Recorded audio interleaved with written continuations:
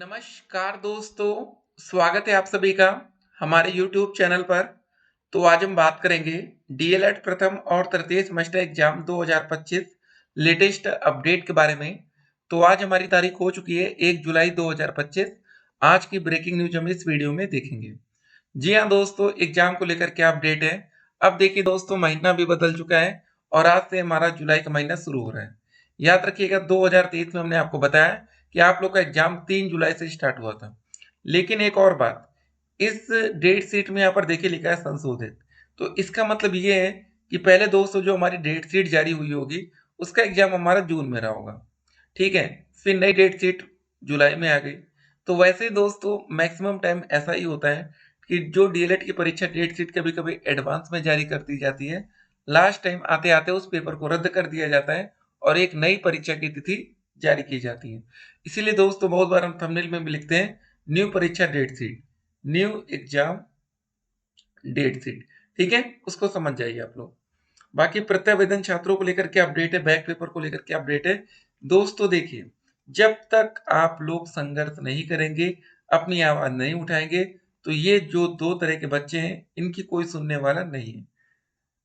क्योंकि बिहार में मान लीजिए वैकेंसी आती है बीपीएससी टीआरई 4.0, तो आपको आवेदन का मौका तभी मिलेगा जब आपकी डीएलएड में कोई बैक ना बची हो। अगर आपकी कोई बैक लगी है, उसको बैक को क्लियर कर लीजिए और उसका रिजल्ट आ जाना चाहिए। ऐसा ना हो कि जैसे भी मान लीजिए सेकंड और फोर्थ सेमेस्टर का हमारा रिजल्ट आने वाला है, अभी आया नहीं है, और मान लीजिए कोई वैकेंसी में आवेदन की प्रक्रिया आज ही से शुरू होगी। ठीक है, तो आप आवेदन तब कर पाएंगे ना जब आपका रिजल्ट आएगा। आपको अभी नहीं पता कि आप पास होंगे कि फेल होंगे। ठीक है, तो ये पता कब चलेगा, जब आपका रिजल्ट डिक्लेयर होगा। इसीलिए कभी कभी रिजल्ट का टाइम से आना भी जरूरी होता है। एक और दोस्तों बात थी, ये भी देखिए जरा, राजकीय माध्यमिक विद्यालयों में मानदेय पर रखे जाएंगे शिक्षक। जी हाँ दोस्तों, देख सकते हैं मानदेय पर टीचर रखने की तैयारी की जा रही है। ठीक है, जो कि सही नहीं है। मतलब यार परमानेंट टीचर लाइए ना। अब कम पैसे में, देखिए बेरोजगारी इस तरह बढ़ चुकी है। अगर आप किसी से भी कर दीजिए भैया 10,000 पर सरकारी मतलब आ जाओ एडॉक बेसिस पर, तुरंत आ जाएगा कोई बच्चा। ठीक है, वो नहीं कहेगा कि नहीं यार हमें 50,000 वाली सैलरी चाहिए परमानेंट वाली। मतलब है ही नहीं, क्या करें। शासन में बन चुकी है सहमति, शिक्षा निदेशालय तैयार कर रहा है प्रस्ताव। देख सकते हैं राजकीय माध्यमिक विद्यालयों में व्यवस्थाएं सुदृढ़ करने के साथ अब महत्वपूर्ण विषयों में शिक्षकों की कमी दूर किए जाने की तैयारी है। विद्यालयों में छात्र छात्राओं की संख्या को देखते हुए मानदेय पर शिक्षक नियुक्त किए जाने को लेकर शासन स्तर पर पिछले दिनों हुई बैठक में सैद्धांतिक सहमति बन चुकी है। मतलब देखिए, ये सब कुछ जान रहे हैं कि स्कूलों में टीचर की कमी है, लेकिन ये वैकेंसी नहीं निकालेंगे। मतलब समझिए आप लोग, यार मानदेय पर रखना कोई सोल्यूशन थोड़ी नहीं है। फोर्थ सेमेस्टर का दोस्तों रिजल्ट कुछ ऐसा तो होगा प्यारा सा। ठीक है, सेकंड सेमेस्टर का रिजल्ट ये, बस आप जैसे रिजल्ट अपना डाउनलोड करेंगे, खाली नीचे परीक्षा फल जरूर देखिएगा, पास लिखा है या फेल लिखा है या इनकम्प्लीट लिखा है। ठीक है, पास के अलावा कोई भी रिजल्ट होगा तो फिर आप दिक्कत में आएंगे। यहाँ पर देख सकते हैं लास्ट ईयर 2024 में आपका एग्जाम अगस्त में हुआ था, उससे पहले जुलाई में हुआ था।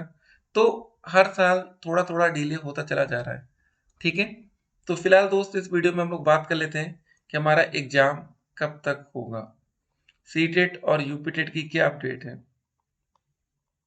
ठीक है, क्योंकि देखिए दोस्तों जुलाई का महीना आ चुका है और सीटेट का एग्जाम हर साल कब होता था, जुलाई में। ठीक है, लेकिन अब तो कोई अपडेट भी हम लोग को देखने को नहीं मिल रही है। तो समय कैसे बदल रहा है आप यहाँ पर सब कुछ देख पा रहे हैं। मतलब इसीलिए कहते हैं ना कि ज्यादा हमें किसी और पर डिपेंडेंट नहीं होना है। अगर हमारा यूपी टेट का पेपर हर साल टाइमली होता तो हम लोग को सी टेट से कोई लेना देना नहीं होता। सी टेट का एग्जाम हो या ना हो। ठीक है, आप कहेंगे चलो अदर स्टेट की वैकेंसी है कि तो हम सी टेट फायदा देगा। आपको बता दें बिहार में बहुत से बच्चे यूपी की नौकरी पाए होंगे, लेकिन जब भी उत्तर प्रदेश में वैकेंसी आएगी सभी बच्चे बिहार से लौटकर यूपी आने की सोचेंगे। ठीक है, कोई बच्चा परमानेंट बिहार में थोड़ी नहीं रहना चाहता है। तो ये भी तो आपको समझना पड़ेगा ना। बाकी दोस्तों बैक पेपर को लेकर जो भी अपडेट्स आएगी सेकंड सेमेस्टर फोर्थ सेमेस्टर, हर एक अपडेट को हम आप तक पहुंचाते रहेंगे। सीटेट और यूपीटेट, जी हाँ, यूपीटेट का दोस्तों जो पेपर होता है वो साल के अंत में होता था या अक्टूबर नवंबर तक इसका एग्जाम होता था। तो एक बार साल में एग्जाम होता था। लेकिन अब ऐसी व्यवस्थाएं हो गई कि भाई 2021 के बाद यूपी टेट का एग्जाम होना मुश्किल हो गया। सोचिए 2021, आज हम 2025 में बात कर रहे हैं, ठीक है। और शिक्षा सेवा चयन आयोग आ भी गया, कुछ काम नहीं करा पा रहे। उससे बेहतर हमारी पीएनपी थी, सही बता रहे हैं आपको। लेट लतीफ होता था, लेकिन साल में एक बार पीएनपी हर साल यूपी टेट का एग्जाम करवा ही लेती थी। सुपर टेट का एग्जाम कैसे न कैसे ये कंडक्ट करा लेते थे। दुनिया भर के पेपर हो रहे हैं, हर जगह पेपर लीक की बातें, पेपर आउट की बातें, पेपर में धांधली की बातें होती रहती हैं। तो भाई पीएनपी इस तरह से भी गलती हो सकती है ना। रिजल्ट के लिए सिर्फ दोस्तों dlresult.com, जी हाँ, इस वेबसाइट को ध्यान रखिएगा। UP DElEd last date exam form, अभी दोस्तों बहुत ही जल्द एग्जामिनेशन फॉर्म आएगा। बिना एग्जामिनेशन फॉर्म भरे आपका फर्स्ट और थर्ड का एग्जाम होगा नहीं, आप भी जानते हैं। बैक पेपर एग्जाम के लिए भी एग्जामिनेशन फॉर्म भरना जरूरी है, ठीक है। जो बच्चे एग्जामिनेशन फॉर्म नहीं भरते हैं उनका एडमिट कार्ड जारी नहीं होता, ये बात याद रखिएगा। ये बात इसलिए हम बता रहे हैं क्योंकि इस साल 2000, ठीक है, 24 का जो नया बैच है उसमें नए बच्चे हैं, उन बच्चों को ये बात पता होनी जरूरी है। कभी कभी आप लोग की कुछ फीस पेंडिंग रहती है, तो कॉलेज वाले आपको इसी बात पर डराएंगे कि भाई पैसा नहीं दोगे एग्जामिनेशन फॉर्म नहीं भरेंगे। या कुछ कॉलेज में एग्जामिनेशन फॉर्म भर देंगे, फिर कहेंगे भैया पैसा दो, नहीं तो आपका एडमिट कार्ड जारी नहीं करेंगे या हम देंगे नहीं। सबसे बड़ी दिक्कत पीएनपी में क्या होती है ना, कि जो एडमिट कार्ड जारी होता है उसको आप डायरेक्ट डाउनलोड नहीं कर सकते, वो आपको कॉलेज के माध्यम से ही मिलता है। क्योंकि दोस्तों ये आपके कॉलेज आईडी से लॉगिन होता है और वहां से डाउनलोड होता है, ठीक है। ये सारी बातें आपको जानना जरूरी है। तो फिलहाल देखिए, पहले दिन आपका बाल विकास शिक्षण अधिगम के सिद्धांत का एग्जाम होगा, 50-50 नंबर का दोनों पेपर होगा, 2-2 घंटे का। फिर विज्ञान गणित सामाजिक अध्ययन एक दिन में 3 पेपर, फिर हिंदी संस्कृत और कंप्यूटर। भाई इतना आसान नहीं होगा जितना आपको देखने में लग रहा है। अगर आप ठीक से तैयारी नहीं करेंगे तो फिर दिक्कत में आएंगे। और डीएलएड का रिकॉर्ड है, अगर 2 लाख बच्चे पेपर में बैठेंगे तो 1 लाख बच्चों की बैक लगनी तय होती है, 1 लाख बच्चे फेल होते हैं। ऐसा डीएलएड में बहुत ही नॉर्मल है, ठीक है। तो आप लोग इन सब चक्करों में ना फंसे, क्योंकि एक बार जिन बच्चों की बैक लग जाती है तो उनको जैसे ना हर बार बैक लगने की आदत होती है, तो इस सब से दूर रहना है। जो बच्चे पहली बार में पास हो जाते हैं वो दोस्तों हर बार पास होते हुए निकल जाएंगे, उनको कभी पता ही नहीं चलेगा कि हमने डीएलएड किया या नहीं।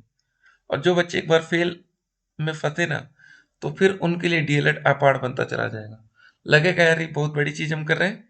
और याद रखिएगा, फर्स्ट में बैक लगेगी तो जब आपका थर्ड का पेपर होगा उस समय एग्जाम दे लेंगे। सेकंड में बैक लगेगी जब आप फोर्थ का एग्जाम होगा तो दे लेंगे।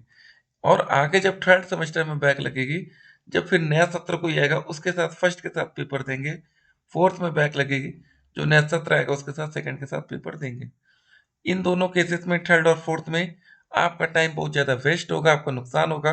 फर्स्ट और सेकंड में बैक लगेगी कोई दिक्कत नहीं। तो अभी दोस्तों जो रिजल्ट आने वाला है फोर्थ का, जिन भी बच्चों की बैक लग जाएगी उन बच्चों का सेशन 1 साल से ज्यादा लेट हो जाएगा। चलिए फिर मिलते हैं, ऑल द बेस्ट।